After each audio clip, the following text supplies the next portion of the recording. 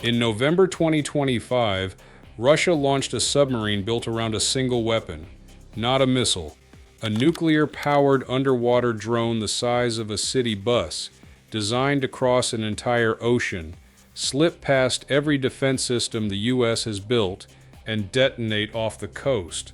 The Pentagon doesn't have a proven way to stop it. That's just one machine. Russia and China have spent the last decade building an arsenal specifically engineered to counter American power, and some of it is already deployed. This is the story of the weapons keeping US military planners up at night, and why some of them are scarier on paper than in real life.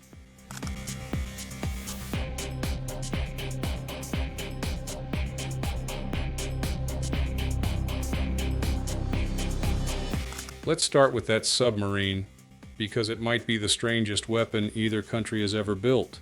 Its name is Khabarovsk, and its only job is to carry 6 Poseidon torpedoes.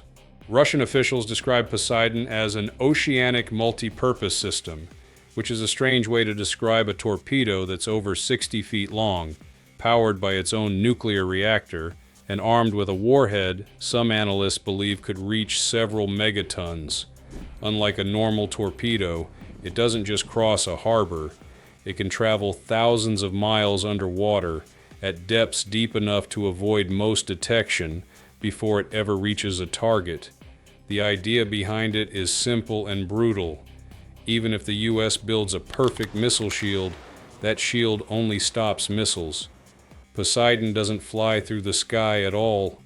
It swims, and right now, the US Navy doesn't have a dedicated weapon built to hunt something like it, mainly because the system that used to do that job was retired back in the 90s.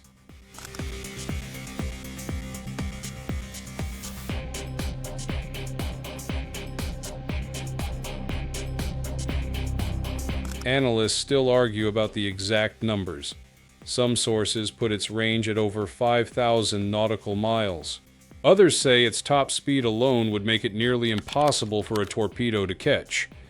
What almost everyone agrees on is the intent behind it. Poseidon exists specifically to guarantee that even if every other part of Russia's nuclear arsenal gets intercepted, one weapon still gets through.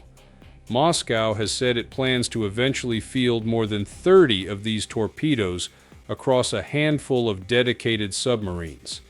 That's not a weapon built to win a war. That's a weapon built to make sure nobody starts one in the first place, and if they do, to make sure they regret it. But Poseidon isn't even the weapon that worries the Pentagon the most. That title might belong to something China unveiled with far less secrecy and a lot more swagger. It's called the DF-17. And Chinese state media has started calling it the carrier killer. This is a missile that launches like a normal ballistic weapon, but partway through its flight, it releases a glide vehicle that can maneuver at several times the speed of sound. That maneuverability is the whole point. Standard missile defense systems are built to track something flying in a predictable arc. The DF-17 doesn't fly in an arc. It glides, it shifts course, and by the time a defense system reacts, the missile has often already moved somewhere else.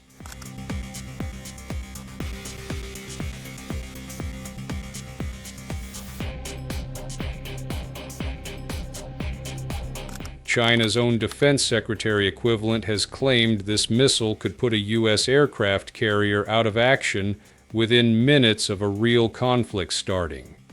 Whether that claim holds up in an actual war is something nobody wants to test, but the Pentagon has taken it seriously enough to reroute research funding toward hypersonic defense as a direct response. The range makes it worse. Some variants of the DF-17 can reportedly strike targets close to 1,000 miles away, which puts most of the Western Pacific inside its reach, including American bases in Japan and South Korea. And China hasn't stopped at just one hypersonic system. A longer-range cousin called the DF-26 can carry the same kind of maneuvering warhead out to nearly 2,000 miles. and Chinese warships have started firing similar weapons directly off their own decks. The strategy is called area denial. Instead of matching the US Navy ship for ship, China is trying to build a wall of missiles that makes it too dangerous for American carriers to get close in the first place.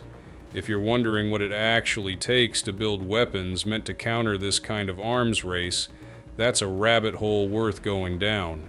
We dig into stories like this every week here, so if military tech and geopolitics is your thing, subscribe.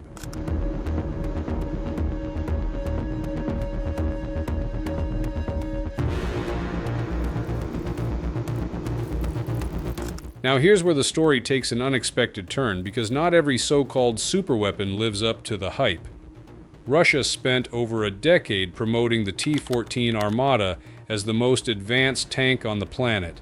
It has an unmanned turret, meaning the crew sits in an armored capsule instead of inside the gun itself, which should make it dramatically safer than older tanks. Moscow originally planned to build over 2,000 of them by 2020. That never happened. As of this recording, only a few dozen have ever been produced, and after more than 3 years of full-scale war in Ukraine, a war that has burned through thousands of Russian tanks, the Armata has barely been seen on the battlefield.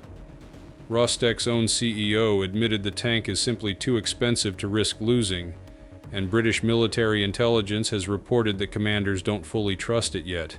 So the machine that was supposed to prove Russian armored superiority has instead become a case study in the gap between a parade and an actual war. China has run into the opposite problem.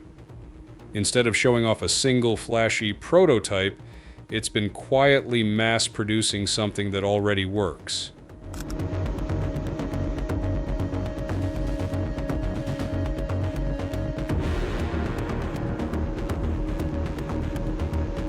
The J-20 is China's answer to the F-22 and F-35, its own stealth fighter.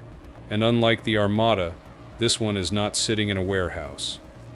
Independent analysts now estimate China has somewhere between 300 and 500 of these jets already in service, with new units rolling off the line at a rate the United States can't currently match. American manufacturers build around 150 F-35s a year. China's production of the J-20 is reportedly approaching double that. The unsettling part isn't just the number.